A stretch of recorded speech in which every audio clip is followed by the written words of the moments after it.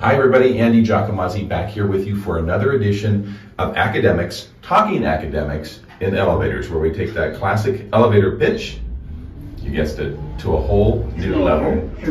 And with us today in the elevator is Dr. Sam Martin. Dr. Martin is the Frank and Bethine Church Endowed Chair of Public Affairs and also a School of Public Service professor, and we're happy she's here with us today. Her research specialty is in the area of political communication and public discourse, especially looking at conservative social movements. She has written or edited 3 books and working on some others as well, I know. And she has appeared in the media quite a bit in places like USA Today and NBC, and she gets to appear today on Elevators with me and you. All right. So thank you very much for being here. We really appreciate it. I'm so excited to be here. Yeah. We got a couple questions for you just to get to know you a little bit better. And you've been in Idaho for a while, and then you've left us and you've now come back. Tell us a little bit about what it's like being back in Boise and Idaho. Yeah, I keep telling everyone, they say welcome back, and I say no, it's so different. I left in the late 90s, and I grew up in Southeast Boise, and I moved back to Southeast Boise, but the neighborhood I'm in didn't exist, and I keep getting lost. So, and I graduated from Boise State, and the university I graduated from, and the one that exists now, not the same place, but still blue turf. So blue turf is the consistency, that's for sure, and everything else has changed around us. We're so glad that you're back. Thank you. What does it mean to you to be the Frank and Bethine Church Endowed Chair of Public Affairs and working with the Frank Church Institute, for that matter? Yeah, I wake up, and a lot of days when I wake up and look around, I can't believe that this is my life.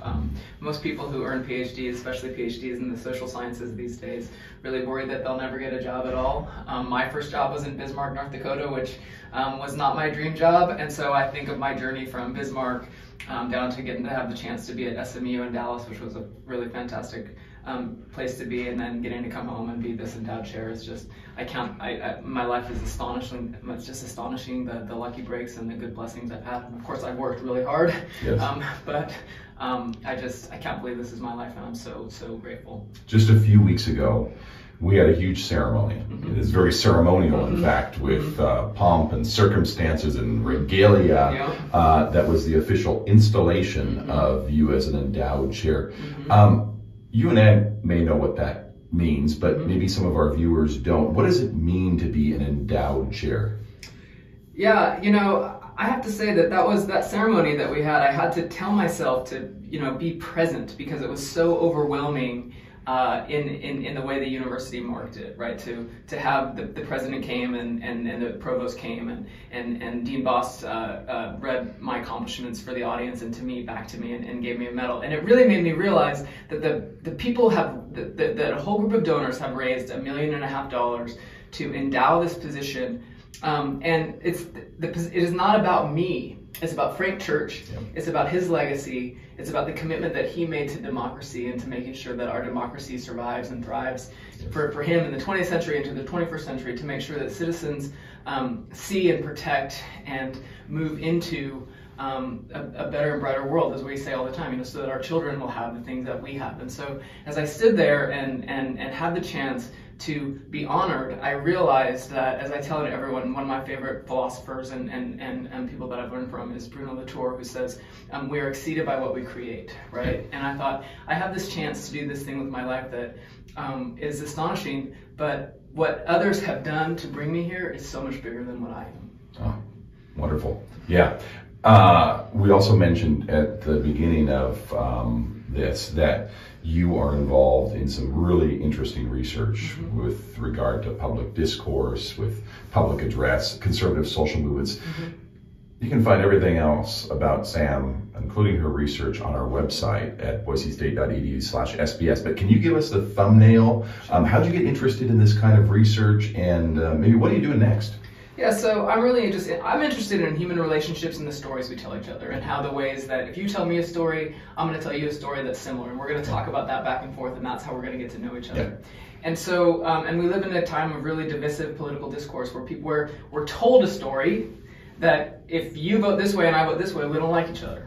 And so my research looks at conservative evangelicals, which are really stereotyped in the media, to say what are their stories, and do they really sound the way that folks think they sound if they aren't part of that movement. And I got interested in that in part because I saw their framing in the media. I am not a conservative evangelical, but I saw their framing in the media, and it didn't match the people I knew who happened to identify with that faith. And so I thought, what are the stories? I went and heard the stories, and I wrote a book to try to show how it was different and the same than what people might think.